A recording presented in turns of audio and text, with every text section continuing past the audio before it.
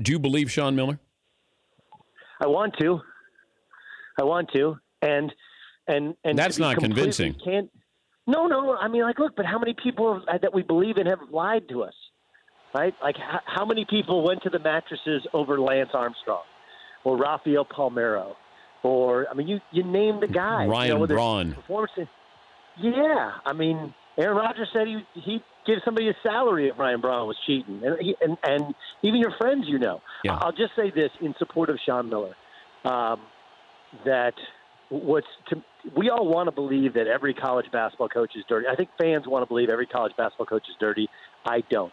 We want to believe that every politician is dirty. I don't. There's people that want to believe that every pastor, every preacher is skimming off the top for their own betterment. I don't. I believe I believe in good people. And the Christian Dawkins is a guy who was fired from the agency, Andy Miller's agency, because he ran up a $40,000 Uber bill and put it on somebody else's card, an NBA player's card. So nothing to this point before the indictment of his assistant coach would lead you to believe they were doing things the wrong way to Arizona. So I want to believe him. The problem is that there was some legalese that was put in there, right, where he said, I never knowingly committed a violation.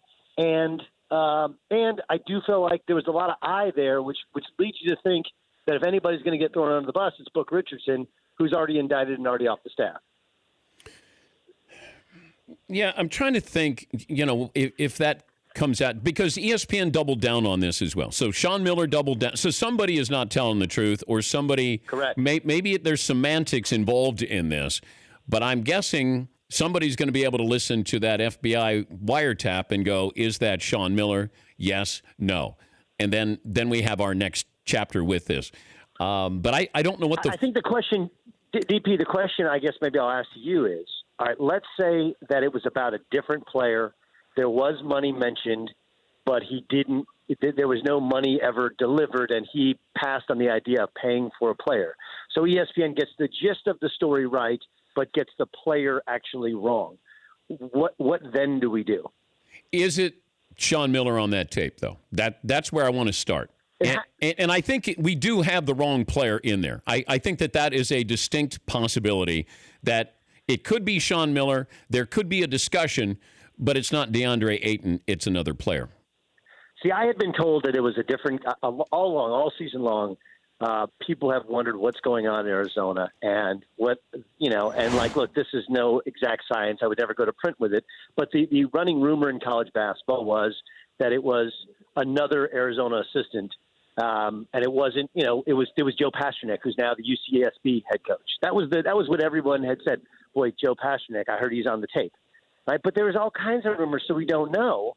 And I guess the question becomes, did ESPN go to print essentially with a rumor, with hearsay evidence from, the attorney representing Christian Dawkins, and not with facts or not with multiple sources? I think there's where we therein lies the rub.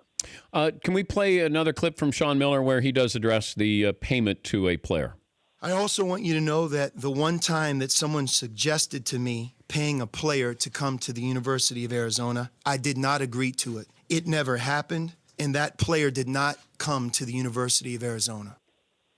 If you're Sean Miller, do you sue? No. I mean, here's the problem with suing is now all of a sudden they can, now you get cross-examined, and every recruiting tactic ever, comes into question. So I don't think it's a really high bar that you have to kind of prove malice in order to sue. And now all of a sudden you get full disclosure on your entire coaching career, and I don't think anybody really wants that. So this is like Peyton Manning, who threatened to sue over that Al Jazeera thing. Like, it sounds like a great idea to jump back and sue.